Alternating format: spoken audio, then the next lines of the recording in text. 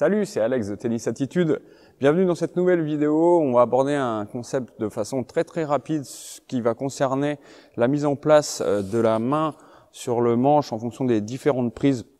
Donc notamment lorsqu'on utilise la prise coup droit, on a tendance à avoir pas mal de joueurs dans les cours qui ont une prise coup droit avec les doigts trop serrés les uns par rapport aux autres ici, alors que classiquement on va plutôt préconiser d'avoir l'index là de la main qui est ce qu'on appelle un petit peu en gâchette, donc en gros séparé des autres doigts par un petit espace, donc sans aller jusqu'à l'excès évidemment, ça c'est à proscrire, ça aussi on est un petit peu trop décollé.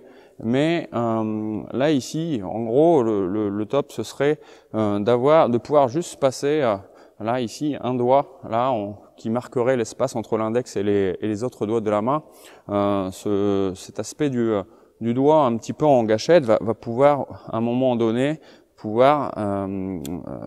actionner la raquette pour ce qui va être prise de lift. Là ici, ça va permettre également par voie de conséquence de rendre le poignet un petit peu plus laxe pour aller faire travailler la main.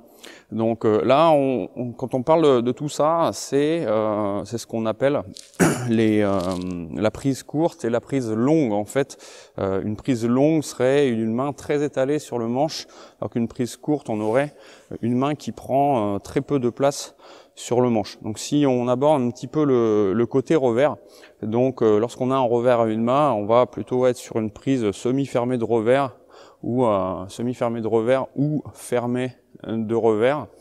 Dans ce cas-là, pour ce coup-là, on va plutôt conseiller d'avoir les doigts relativement resserrés, sans être contractés, toujours avec une faible pression des doigts sur le manche, mais en tout cas là on ne va pas trop s'étaler au niveau de la longueur du manche. Par contre pour les revers à deux mains, donc certains revers à deux mains utilisent une prise continentale ou une prise marteau.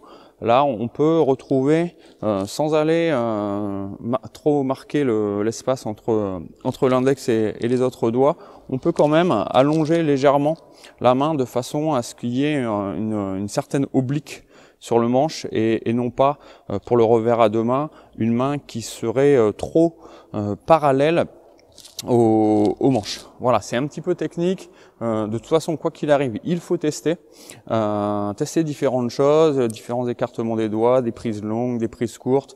Bien sûr aussi les différentes prises de revers, c'est pas figé. On sait très bien qu'il y a des très bons joueurs, très bonnes joueuses sur le circuit qui ont des prises revers qui voire même tendent à devenir parfois un peu coup droit.